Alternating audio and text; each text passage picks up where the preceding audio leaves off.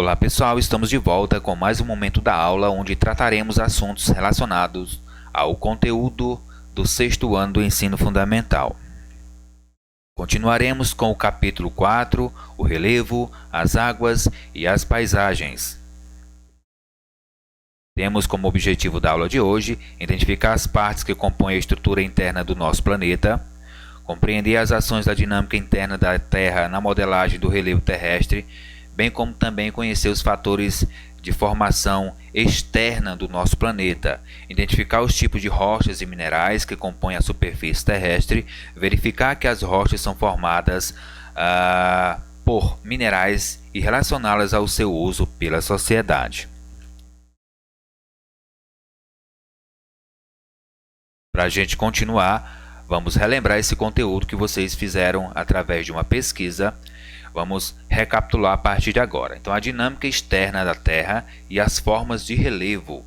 Esse tipo de dinâmica compreende a ação de agentes externos na superfície terrestre, ou seja, eles não agem de forma interna, assim como os vulcões, os terremotos. Não, esses aqui eles vão agir de forma externa, ou seja, fora da superfície terrestre, mas também que tem influência aí na formação e modelagem do nosso relevo. Entre esses agentes externos, nós podemos citar como exemplo a chuva, o vento, o gelo, o rio, o mar e também a ação humana. As chuvas, pessoal, elas modelam aí constantemente o nosso relevo, né? Quando há as chamadas precipitações, onde essa chuva passa, ela vai deixar um tipo de erosão, ela vai causar uma certa modificação. Então a chuva é considerada aí um agente externo modelador do nosso relevo. O vento também, ele é capaz de modificar um certo relevo, de tanto ele bater, por exemplo, em uma serra, em uma chapada durante muitos anos. Esse relevo ele vai ser modificado aí pela força do vento. Temos também aí o gelo que fica aí nos polos, né? Polo Norte e Polo Sul, também modificam de certa forma o relevo terrestre. Temos o mar, principalmente aí através das falésias, um agente externo que está constantemente mudando aí o relevo terrestre. E por último, eu deixei aqui por último a ação humana. Nós, seres humanos, também modificamos constantemente aí o relevo, principalmente aí na extração de recursos naturais. O ser humano provoca grandes modificações no relevo terrestre. Continuar aqui falando agora das formas de relevo do nosso planeta. Nós temos três principais formas de relevo. São elas as planícies, né, que a gente já até trabalhou. Nós temos também os planaltos e vamos ter também as depressões. Ok, pessoal? Então, as planícies são aquelas regiões mais próximas dos litorais, né? Já os planaltos são aquelas partes mais altas do relevo. Temos também as depressões, que é uma parte baixa circulada por morros e montanhas, ok? Você também pode encontrar na superfície terrestre outras formas de relevo, né, que estão inseridas dentro dessas três grandes divisões aqui: planícies, planaltos e depressões. Aí vocês podem encontrar também, por exemplo, as chapadas, ok? Vocês podem encontrar também as escarpas. O que são as chapadas? Formações rochosas acima de 600 metros que possuem uma porção plana na parte superior. E as escarpas? Encostas íngremes de um penhasco que geralmente surgem nas bordas dos planaltos. Por exemplo, aqui o planalto.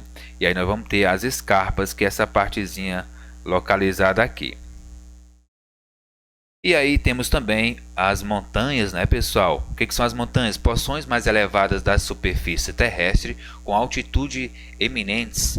Para um conjunto de montanhas dá-se o nome de cadeias ou cordilheiras. Por exemplo, nós temos aqui na nossa região, na América do Sul, as cordilheiras dos Andes. E também lá na região asiática, nós vamos ter as cordilheiras do Himalaia, onde, por exemplo, se localiza aí a maior montanha do mundo, o Everest. Muito bem. Continuando aqui, vamos falar do relevo brasileiro. Como está dividido aí o relevo no território brasileiro, o Brasil ele vai apresentar as três grandes divisões do relevo, né? Os planaltos, as depressões e também as planícies. Observe no mapa que o Brasil vai predominar muito aí, né, as formações de planalto. São essas partes aqui, ó, que vai pegar a região norte e nordeste do Brasil, região centro-oeste, região sudeste, região sul do Brasil. Então predomina aí muitos planaltos, ou seja, parte alta do relevo no território brasileiro. O Brasil também vai ter aí as depressões, são aquelas regiões baixas circuladas por morro, que são essas partes aqui mais clara, né? No caso aqui azul. E por último nós vamos ter muitas planícies, principalmente na região litorânea do Brasil. Ok? Região litorânea aqui do Brasil. Vamos ter algumas planícies aqui também na região sul, na região norte, principalmente aí onde abrange a região amazônica, e também aqui na região centro-oeste do Brasil. Pessoal, feitas aí essas considerações a respeito desses conteúdos, nós vamos fazer agora uma atividade comentada. Vocês ainda não fizeram essa atividade, nós vamos fazer juntos a partir de agora. Então acompanhe comigo a resolução comentada das questões de 1 a 3 da página 117 do livro didático. Deixe a referida atividade registrada no seu caderno. Então você vai dar pause no vídeo e copiar, responder as respostas aí no seu caderno. Primeira questão: quais são as principais unidades de relevo brasileiro? Acabamos de falar, são elas os planaltos, planícies e as depressões, são as formações do relevo brasileiro. Questão 2. Observe novamente o mapa da página 113 e identifique: A. Qual a unidade de relevo predominante na porção sul do Brasil e na porção norte? Então nós vamos ter aí na porção sul do Brasil e na porção norte as seguintes formações de relevo. Na porção sul predominam os planaltos e na porção norte vai predominar aí as depressões. Ok? B. Quais unidades do relevo estão presentes no estado onde você mora, no caso o Ceará? O Ceará vai ter aí também a presença de relevo. Ok, pessoal? Então o que vai se destacar aqui no Ceará? Vamos lá. Na nossa região existem principalmente aí os planaltos e também, pessoal, as depressões. Então o Ceará se destaca aí por apresentar principalmente essas duas formações de relevo. Ah, professor, mas não tem planície? Tem, mas principalmente essas duas aqui, tá? Ok? Os planaltos e as depressões. Nós temos, por exemplo, aqui, pessoal, um planalto, a Serra da Ibiapaba, onde é uma grande formação do relevo, bastante elevada, considerada aí um planalto aqui, planalto da Serra da Ibiapaba.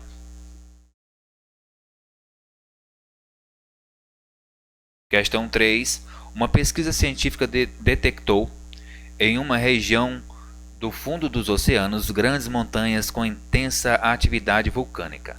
De acordo com o que você estudou, qual a forma de relevo submarino a pesquisa científica está se referindo? Pessoal, só para recapitular e lembrar que no fundo dos oceanos também existem aí grandes formações de montanhas, tá certo? Não é uma região plana, vai existir montanhas, chapadas, enfim, como se fosse aí um relevo normal fora do mar, fora dos oceanos.